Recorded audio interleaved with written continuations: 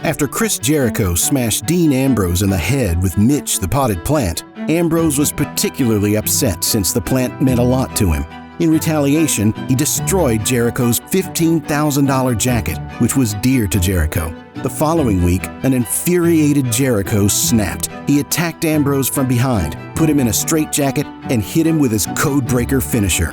Ambrose was tired of the back-and-forth games and being attacked from behind, so he challenged Jericho to the first-ever Ambrose Asylum at the Extreme Rules pay-per-view. In this unique match stipulation, both competitors would be locked inside a steel cage with various weapons hanging above the ring, and the only way to win was by pinfall or submission. So when their match started, Ambrose went for the weapons first, using them early and often to attack Jericho. However, as Ambrose was setting up a thumbtack trap, this action opened the door for Jericho to start his own defense. But when he attempted to hit his codebreaker finisher on Ambrose, Ambrose reversed it, sending Jericho back first into thousands of thumbtacks. This reversal paved the way for Ambrose to deliver his Dirty Deeds finisher and secure the victory. CM Punk spent most of early 2010 wreaking havoc by shaving heads and recruiting people for his straight-edge society. However, during Punk Money's in the Bank qualification match for WrestleMania 26, Rey Mysterio decided to stand up to Punk by distracting him, causing Punk to lose the match.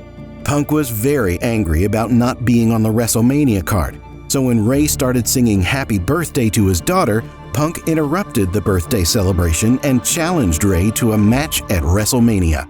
Rey initially refused, telling Punk that it was not the right time to do this in front of his family.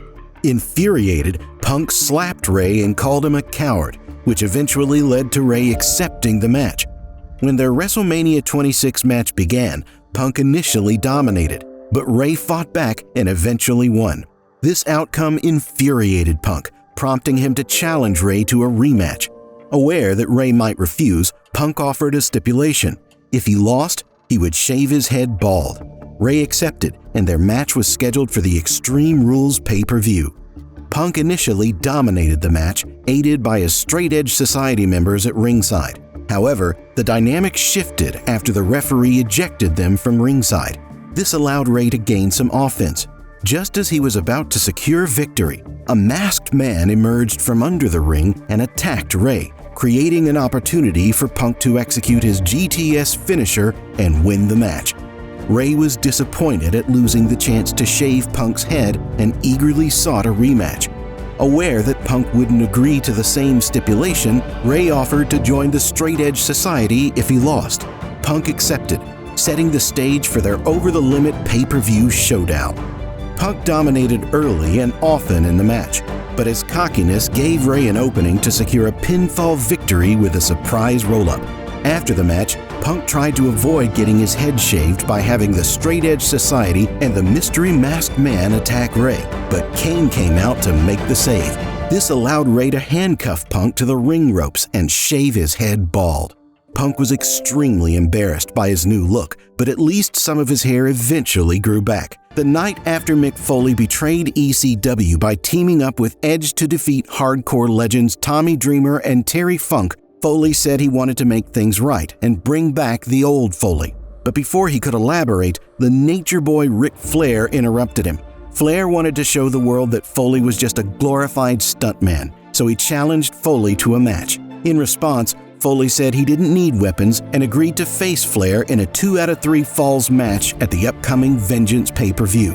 In the early moments of their match, Foley dominated and seemed poised for victory.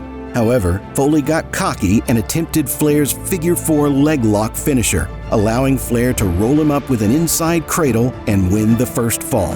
Enraged, Foley attacked Ric Flair with a trash can, leading to his disqualification. After the match, Foley continued his assault on Flair with a barbed wire bat, leaving him laid out in the middle of the ring. Following the beatdown, Flair, seeking revenge, challenged Foley to another match at SummerSlam. However, he declared that it wouldn't be a normal wrestling match. Instead, it would be an I Quit match. When their match started, Foley dominated with his signature weapons, including Mr. Socko. He used more barbed wire to attack Flair, who still refused to say I quit. In response, Foley grabbed a bag full of thumbtacks, spread them out in the ring, and slammed Flair back first into the tacks. But miraculously, Flair was able to fight back and make Mick Foley quit. After Shawn Michaels defeated Ric Flair in a retirement match at WrestleMania 24, Batista was very upset and called Michaels selfish for not laying down for Flair. Consequently, the two were scheduled to make an appearance on Chris Jericho's highlight reel to talk out their differences. There, they agreed to face off in a match with Jericho as the special guest referee at the upcoming Backlash pay-per-view. Both men traded numerous offensive maneuvers on one another throughout the match, but the momentum stopped after Michaels escaped the Batista bomb and injured his knee. This led Jericho to check on Michaels, who then unexpectedly sprang back up and hit sweet chin music on an unsuspecting Batista to win the match. After the event, Jericho accused Michaels of faking an injury to win. Initially, Michaels denied these accusations, but eventually admitted to faking the injury. This led to Batista becoming even more angry. He declared that he was going to hurt Michaels for faking his injury, so the two were scheduled to settle their differences in a stretcher match at the One Night Stand pay-per-view. Michaels was able to dominate the early moments of the match, finding ways to use the stretcher as a weapon. However, before Michaels could roll him over the finish line, Batista stopped him and gained the advantage. But when he attempted to powerbomb Michaels onto the stretcher, Michaels countered with a super kick. Despite this, Michaels failed to get Batista over the finish line a second time, leading to Batista unleashing a full offensive attack that left Michaels completely incapacitated. Before Batista could push Michaels across the finish line, Jericho intervened, attempting to rally Michaels, but to no avail. This only led to Batista further incapacitating Michaels by slamming him onto the steel stairs and finally rolling him across the finish line on the stretcher to win. As Jeff Hardy was on his way to retain his WWE Championship against Edge at the Royal Rumble, his brother Matt appeared. However, in a shocking twist, Matt betrayed Jeff by hitting him with a steel chair, allowing Edge to pin him and win the title. When Jeff finally returned to SmackDown, everyone expected him to seek revenge. However, Jeff was calm and said he doesn't dwell in the past. Instead, he was looking towards the future and wanted to be champion again. But just as he was about to win that match, Matt interfered and cost his brother the victory. This situation forced the general manager to book the two in a match on SmackDown. However, when it was time for Jeff to make his entrance, he wasn't dressed to compete. He reiterated that he would not fight his brother.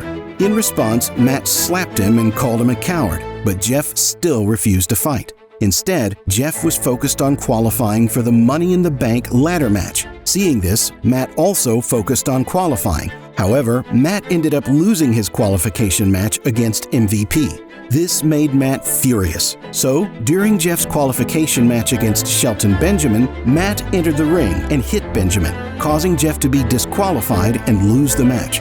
Despite this, Jeff still refused to attack Matt. In response, Matt decided to get personal.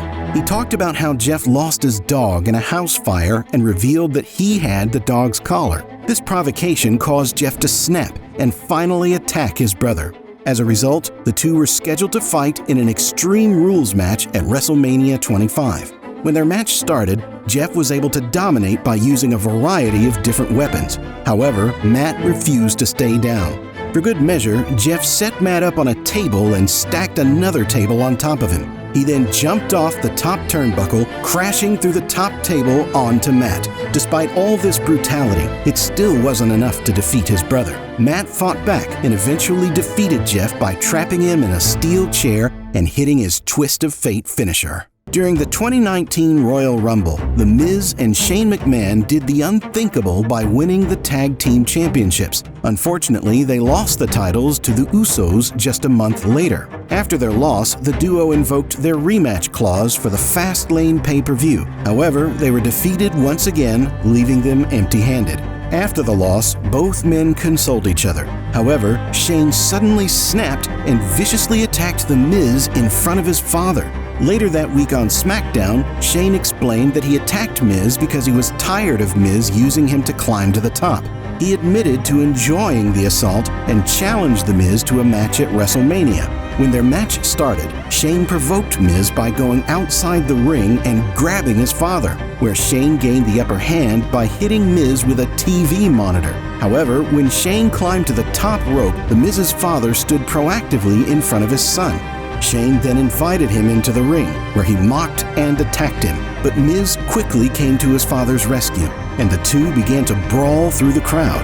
Once the fight moved over to the production area, Shane began climbing a camera scaffold to escape Miz. However, Miz followed him, cornered Shane, and dragged him to the edge. Then, Miz executed a superplex, sending them both plummeting 20 feet down to the ground below. In a surprising turn of events, Shane landed on top of Miz, which allowed him to secure the 3 count and win the match.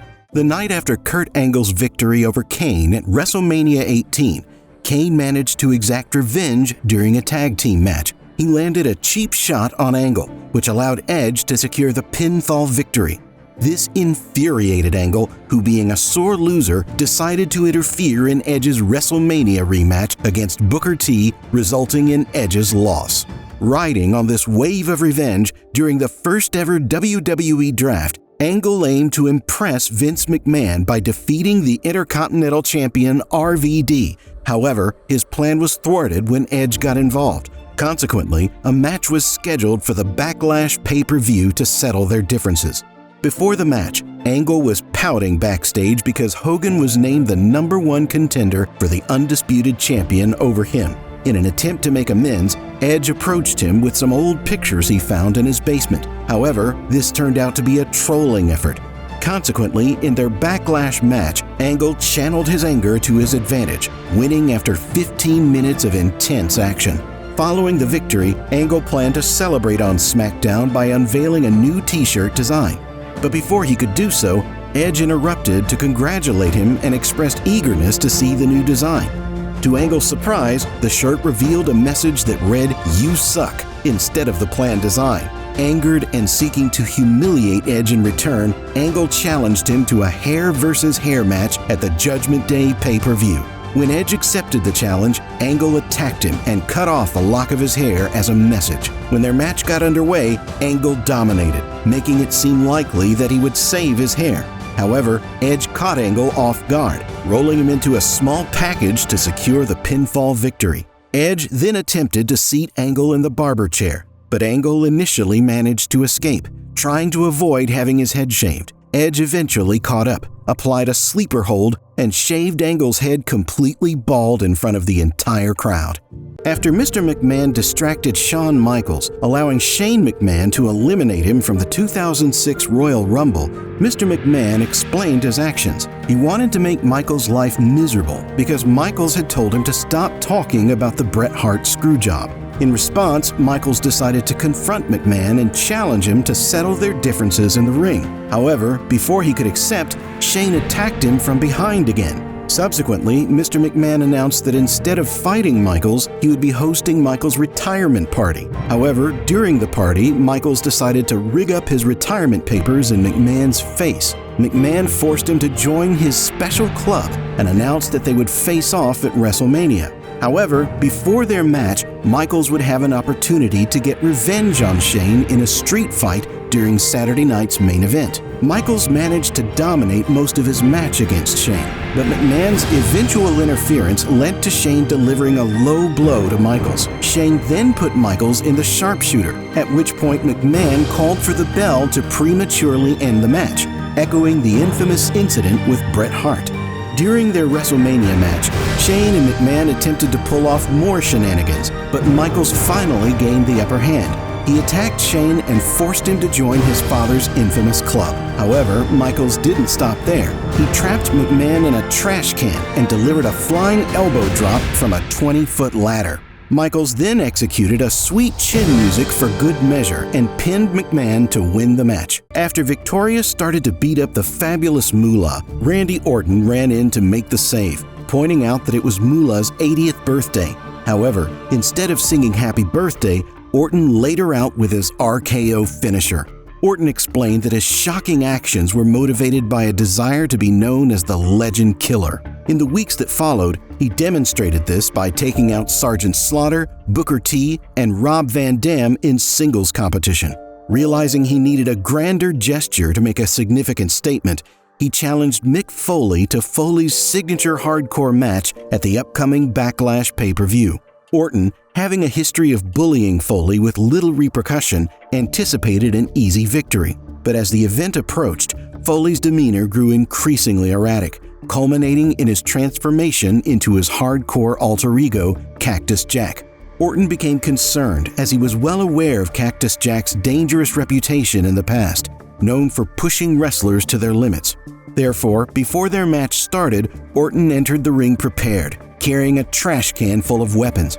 However, his arsenal proved ineffective. This opened the door for Foley to introduce his own weapons into the match. However, when Foley began to go too far by attempting to light the bat on fire, General Manager intervened, threatening to shut down the show if he did so. Reluctantly, Foley discarded the bat and opted for a new weapon, a board covered in barbed wire. When Foley tried to send Orton into the barbed wire, Orton countered and sent Foley into it instead. Now in control, Orton decided to introduce his secret weapon, thousands of thumbtacks. However, as Orton went for his RKO finisher, Foley managed to reverse it, sending Orton back first into the tacks. After that night, the locker room was put on notice and knew better than to challenge Foley to a hardcore stipulation again. The night after WWE Universe was treated to a great Royal Rumble pay-per-view event, Mr. McMahon wanted to keep the momentum going on Raw the next night. He hosted a fan appreciation night, but during the event, McMahon admitted to the audience that he couldn't afford gifts for everyone. He revealed that he could only afford one substantial gift, which turned out to be just a picture of himself. Watching from home, Donald Trump noticed McMahon's frugality and decided to intervene via satellite. To the delight of the WWE Universe, he surprised everyone by making it rain money throughout the crowd. This made McMahon furious, so he invited Trump to appear on Raw in person, hoping to coerce him into joining his notorious Kiss My Ass Club. Trump accepted McMahon's invitation to appear in person, but didn't become a member of the club. Instead, he challenged McMahon to a one-on-one wrestling match at WrestleMania. McMahon, claiming to be injured to avoid the fight, suggested they each choose a wrestler to represent them at WrestleMania. Trump was initially displeased with this idea, but agreed under one condition. If his representative won, he would have the chance to shave McMahon's head bald. McMahon agreed, setting the stage for a hair versus hair match, soon to be dubbed the Battle of the Billionaires. When it was time to select match representatives, McMahon chose Intercontinental Champion Umaga, while Trump picked ECW Champion Bobby Lashley. This raised the stakes of the match even further, prompting the board of directors to appoint a special guest referee, Stone Cold Steve Austin. McMahon was extremely nervous, especially as Lashley dominated the opening moments of the match. However, before Lashley could secure a victory, Vince's son Shane interfered. With no referee in the ring, Shane helped Umaga assault Lashley and revealed a referee shirt. But just as Umaga was about to win, Austin intervened. This reversal allowed Lashley to spear Umaga and secure the pinfall victory. McMahon had to have his head shaved. He tried to escape, but Lashley caught him and, along with Austin and Trump, shaved McMahon's head bald.